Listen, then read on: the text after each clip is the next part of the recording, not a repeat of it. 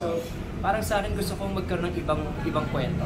Then pansin ko lang po, no, akala ko, tapos I look to you, tapos yung makinig ka. Iba-iba yung ano iba-iba yung kumbaga yung outcome. Itong akala mo this is a major love song. Tapos ito naman si makinig ka, para siyang yung tungkol sa election. Then yung I look to you, it's an inspirational song. Talagang sinasadya niya po ba ito? Na hindi siya katulad-tulad? In one of my interviews, I said, sabi ko, my edge over the others is that when I sing, I tell my story. So basically, iba-iba siya because yun siguro yung damdamin ko ng mga panahong yun. Akala ko is a breakup song, and then makinig ka is a plea, no? Parang gusto natin makatulong na magbago. And then, inspirational naman tong I Look to You. So basically, it's my story. Pero yung pang-apat po that you are working now is a love song. It's a love song. It's actually reminiscing of a childhood love song. What kind of love song? It's a broken, it's a happy. It's not parang it's a feel good music na parang ang sarap alalahanin nung in love ka ng time na yon. Parang ganun. So lahat makaka-relate dito kasi ito yung nararamdaman ko rin ng time na when I was medyo bata pa, parang ganyan. No? Bata pa rin naman tayo ngayon.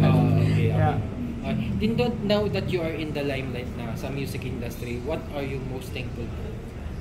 Well, yung tulong po ng tulad ninyo, ng media, tulong po ng mga tao sa akin, di naman po tayo ganun kakilala, pero pag nag-knock tayo, pag humingi tayo ng tulong, nandyan po kayo. So basically, yun po yung nararamdaman ko ngayon.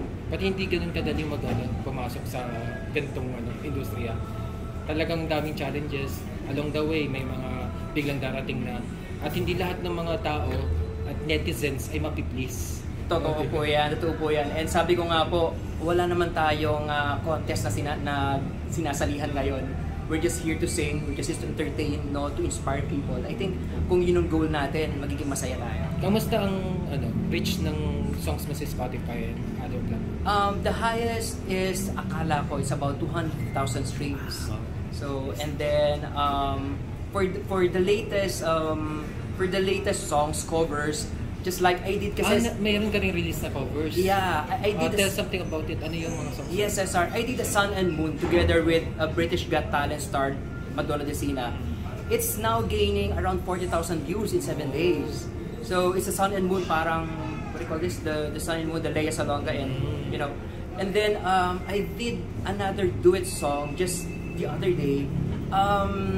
The song Endless Love. Wow. So it was also at duet. Least it's official. It's 12,000 views one day pa lang. So it is official na talagang naka-release siya sa streaming platform. No po, Cesar. Nasa YouTube. Nasa page ko lang siya. Nasa page. At least, di ba, tinatanggap ng masa. Correct. So nakakatuwa. Now, my last question is, what are you, ano yung nakikita mo at ano sa tingin mo ang lagay ng OPM sa ngayon? Hindi masyadong masigla, feeling ko.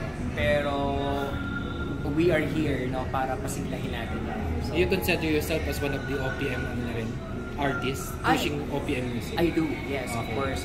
With the songs that I have composed and the song that I will be releasing very soon.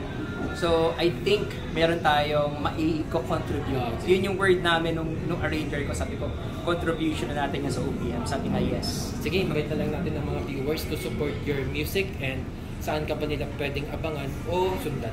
Yeah, I'm Dean De Fernandez, your soulful balladeer. You can subscribe to my YouTube channel, Dean De Fernandez Official, to my page, Dean De Fernandez, to my Twitter and Instagram and TikTok as well.